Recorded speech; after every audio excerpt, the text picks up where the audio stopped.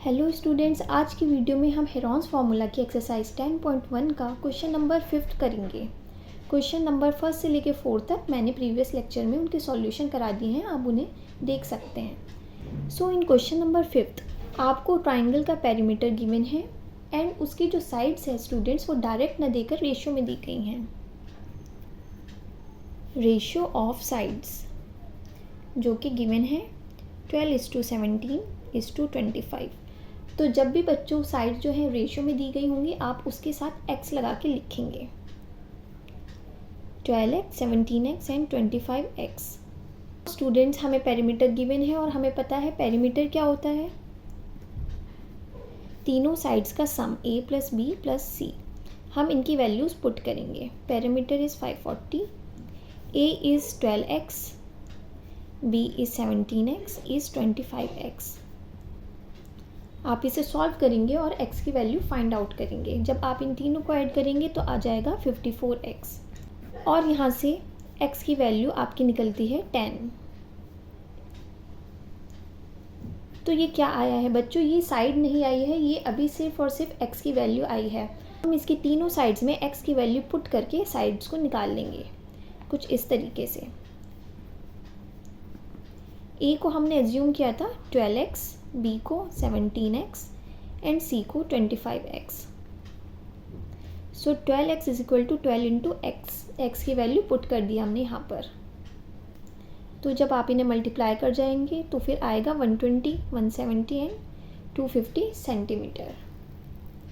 तो अब हमारे पास a, b, c तीनों साइड्स की वैल्यू आ चुकी हैं। अब हमें क्या चाहिए बच्चों, सेमी पेरीमीटर s। तो हम पेरीमीटर का हाफ कर देंगे, हाफ करके आ जाएगा 270 सेंटीमीटर। अब हमारे पास सारी चीज़ें आ गई हैं।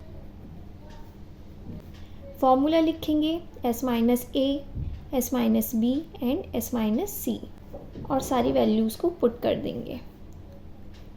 270 - 120, 270 - 170 एंड 270 - 250। तो जब आप इसे सब्ट्रैक्ट करेंगे तो यहाँ पर आ जाएगा 150 एंड यहाँ पर आ जाएगा 100 एंड यहाँ पर 20। अब हमें इन्हें फैक्टराइज करके लिखना है। सो हम 270 को फैक्टराइज करके लिख सकते हैं 3 × 3 × 3 × 10। या आप एलसीएम लेके चेक कर सकते हैं 270 का। एंड हम 150 को लिखेंगे 3 × 5 × 10 एंड हम 100 को लिख सकते हैं 10 × 10 एंड 20 को लिख सकते हैं 2 × 2 × 5। अब हम देखेंगे कितने पेयर्स बन रहे हैं। Pair first, pair second, third, fourth, fifth and sixth. तो बच्चों सब चीज़ों के पेयर बन गए हैं। अब हम इन्हें बाहर निकालेंगे। 2 × 3 × 3 × 5 × 10 × 10। सब पेयर में से एक एक नंबर मैंने बाहर निकाल के लिख लिया है। अब हम इस सब को मल्टीप्लाई करेंगे तो आपका आंसर आ जाएगा 9000 सेंटीमीटर स्क्वायर। नाउ स्टूडेंट्स, आपका क्वेश्चन नंबर 5 यहाँ पे कंप्लीट होता है। अब हम चलते हैं क्वेश्चन नंबर 6 करने। इन क्वेश्चन नंबर 6 हमें बताया है कि एक आइसोसेलेस ट्राइंगल है। आइसोसेलेस ट्राइंगल कौन सा होता है, जिसकी दो साइड्स इक्वल होती है। सो आप समझ लीजिए इसकी ये वाली साइड और ये वाली इक्वल है और जो थर्ड साइड है उसकी वैल्यू आपको निकालनी है। हमें दो इक्वल साइड्स की वैल्यू दे दी गई है जो है 12 सेंटीमीटर एंड हमें क्वेश्चन में पेरीमीटर भी गिवन है विच इज़ 30 सेंटीमीटर। तो नाउ अब दो साइड्स हमें पता है, एक साइड की वैल्यू को हम x मान लेंगे तो आप इजीली फाइंड आउट कर सकते हैं। a + b + c। Now perimeter की जगह पर वही रखेंगे एंड a एंड b की जगह पर 12 centimetre plus 12 centimetre plus x। Now जब हम इन दोनों को ऐड करेंगे तो आ जाएगा 24 सेंटीमीटर प्लस x। अब 24 इधर जाके सब्ट्रैक्ट होगा एंड x की वैल्यू यहाँ से आ जाएगी 6। मीन्स ये जो ये वाली साइड थी बच्चों ये आ चुकी है। अब ये है हमारी 6 सेंटीमीटर। नाउ अब हम सेमी पेरीमीटर निकालेंगे। 30 को डिवाइड कर देंगे, क्योंकि 30 फुल पैरामीटर है, हम इसे 2 से डिवाइड करेंगे, आ जाएगा 15 सेंटीमीटर। हमारा सेमी पैरामीटर भी आ गया है।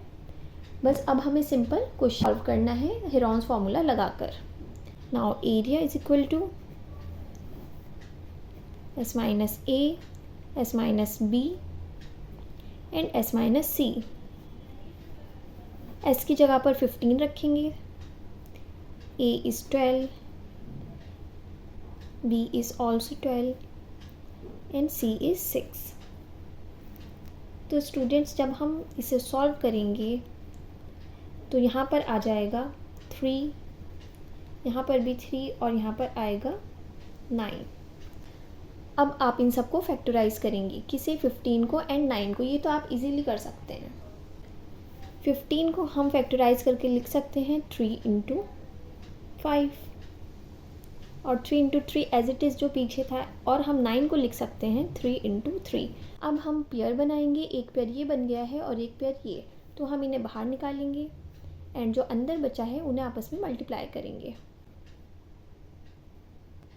सो स्टूडेंट्स, यहाँ पे आपका आंसर कंप्लीट होता है। आपका एरिया आया है 9√15। हमने यहाँ पे फैक्टराइज करके लिखा है, जिनके पेयर बन गए हैं उन्हें बाहर निकाल के मल्टीप्लाई किया है एंड जो रूट के अंदर थे उन्हें अंदर ही मल्टीप्लाई करके सॉल्व किया है। सो स्टूडेंट्स, यहाँ पर आपकी एक्सरसाइज 10.1 कंप्लीट होती है। आई होप आपको हेरॉन्स फार्मूला एंड उसके सारे क्वेश्चन अच्छे से समझ आए होंगे। Thank you.